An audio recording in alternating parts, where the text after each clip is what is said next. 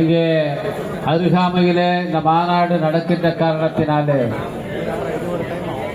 எப்படி விழுப்புரத்திலிருந்து கடலூரிலிருந்து அதிக எண்ணிக்கையிலே தோழர்கள் கலந்து கொள்வார்களோ அதை போலவே புதுச்சேரி மாநிலத்திலிருந்தும் அதிக எண்ணிக்கையிலே தோழர்கள் கலந்து கொள்வார்கள் என்று நான் நம்புகின்றேன். இந்த தமிழ் தேசிய எழுச்சி மாநாடு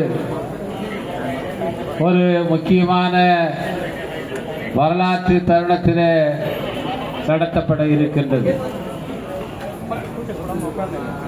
இது தமிழ் தேசிய எழுச்சிக்கு மட்டுமல்ல, இந்தியாவிலே இருக்கிற தேசிய இனங்களுடைய எழுச்சிக்கான காலமாக மாறி வருகிறது.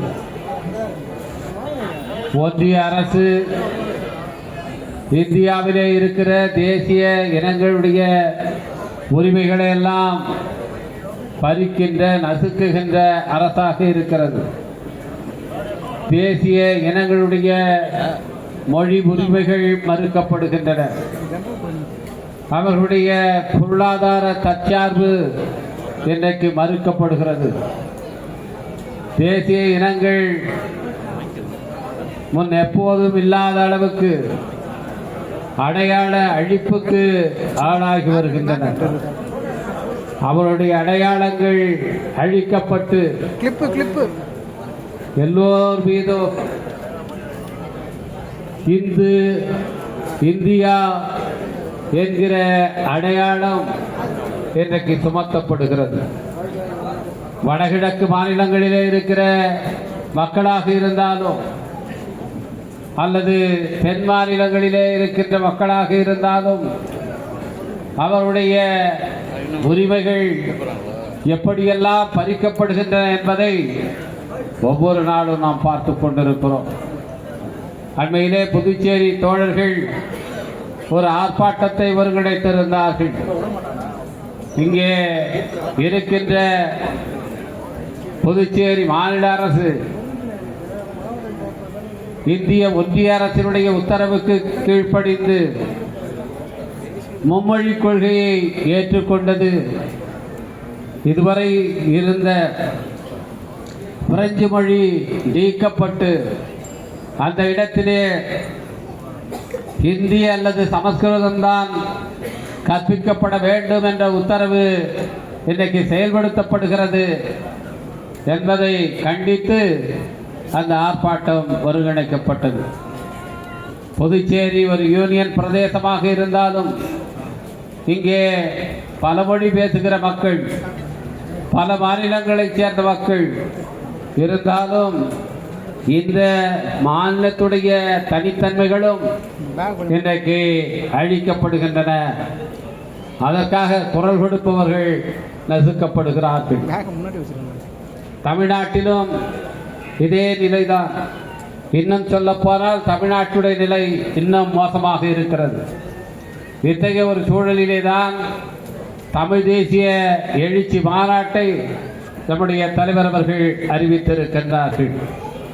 இது தமிழ் தேசிய எழுச்சி மாநாடாக மட்டுமல்லாமல் இந்தியாவெங்கும் இருக்கின்ற தேசிய இனங்களுடைய எழுச்சிக்கு வழிகோலுகிற ஒரு மாநாடாக அமையும்.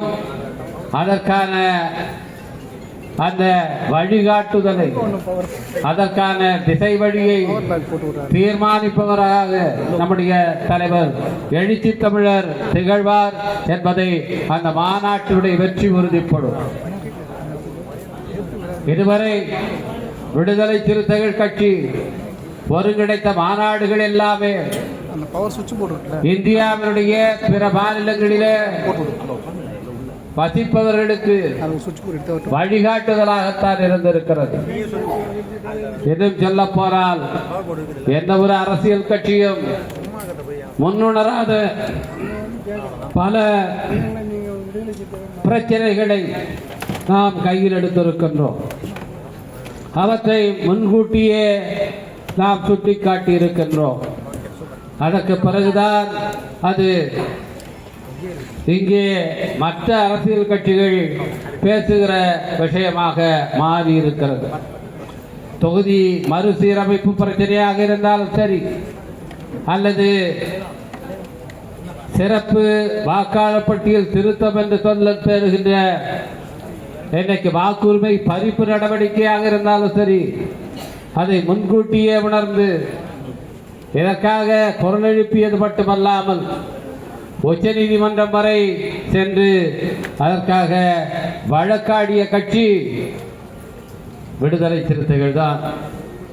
பீகாரிலே எஸ்ஐஆர் நடவடிக்கை ஆரம்பிக்கப்பட்ட போதே தமிழ்நாட்டுக்கு வருகின்ற பேராபத்தை உணர்ந்து அதற்கு எதிராக உச்ச நீதிமன்றத்தில் தமிழ்நாட்டிலிருந்து வழக்கு தொடுத்த கட்சி விடுதலை சிறுத்தைகள் மட்டும்தான் என்பதை இங்கே நான் சுட்டிக்காட்ட விரும்புகின்றேன்.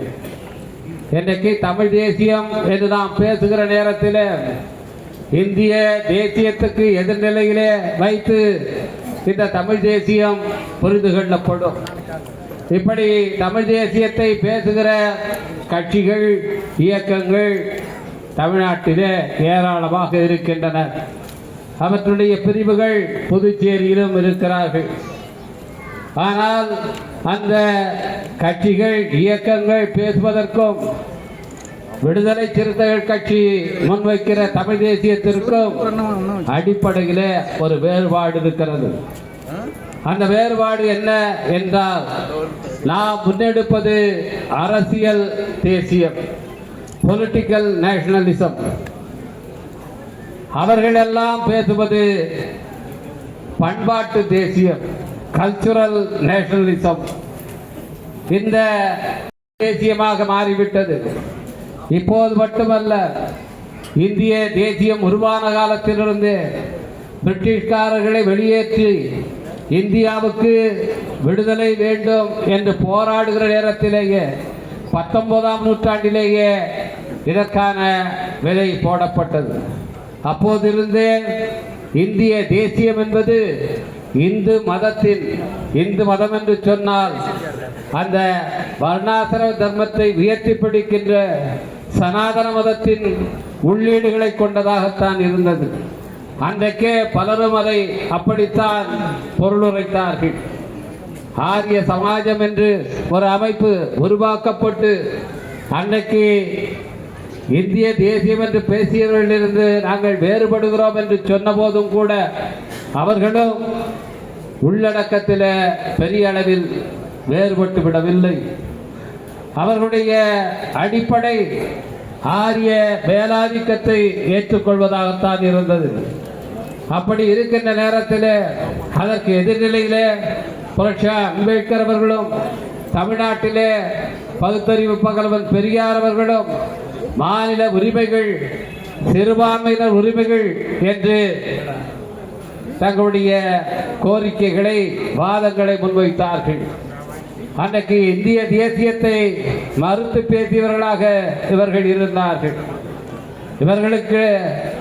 இவர்கள் முன்வைத்த அந்த கருத்தாக்கங்களுக்கும் அன்றைக்கு பேசப்பட்ட இந்திய தேசியத்திற்கும் அடிப்படையில் இருந்த வேறுபாடு நவீனத்துவத்தை அடிப்படையாக கொண்டதாக புரட்சி அம்பேத்கர் அவர்கள் முன்வைத்த கோரிக்கைகளும், அதுபோல பெரியார் அவர்கள் முன்வைத்த கோரிக்கைகளும் இருந்தன.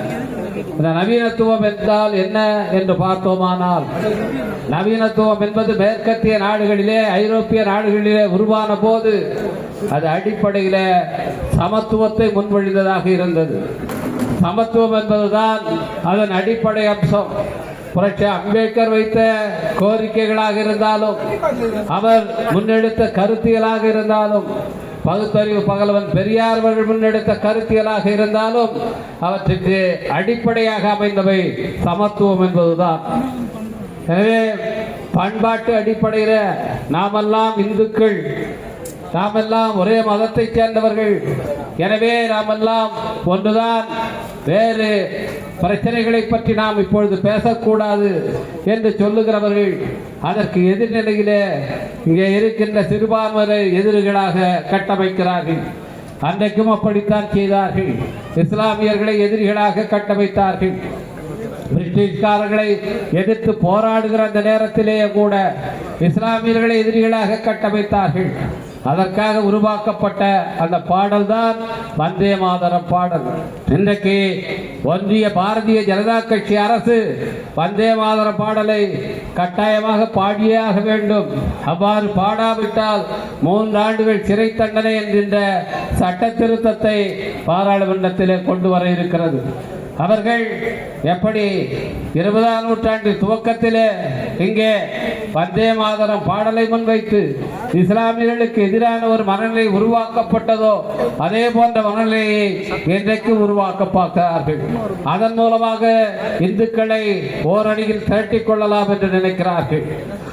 இன்றைக்கு அவர்கள் வைக்கின்ற அந்த பண்பாட்டு தேசியம் என்கின்ற அடையாளம் அதற்கு இடையிலே இருக்கின்ற அதற்கு அடியிலே இருக்கின்ற ஏற்றத்தாழ்வுகளை மறைத்து சமத்துவத்தை நிராகரித்து கட்டப்படுகிற ஒரு கற்பனையான தேசியமாக இருக்கின்றது.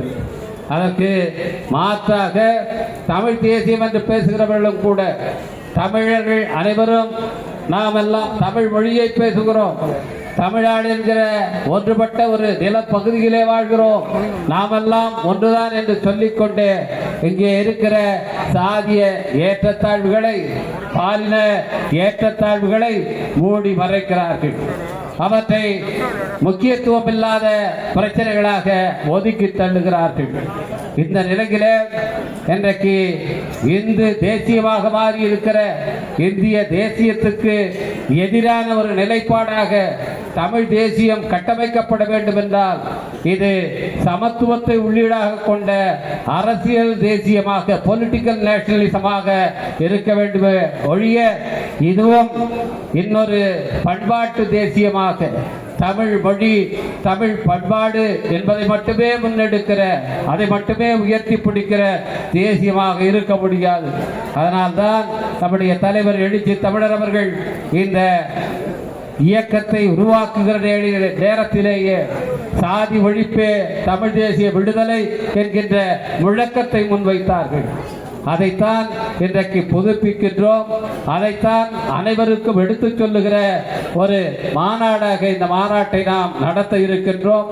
இந்த மாநாட்டினுடைய நோக்கங்களை அதனுடைய உட்பொருளை இன்னும் விரிவாக தலைவர் எழுச்சி தமிழர் அவர்கள் இங்கே நம்மிடையே விரிவாக பேச இருக்கின்றார். அவருக்கு வழிவிட்டு இத்துடன் நிறைவு செய்கிறேன். வணக்கம்.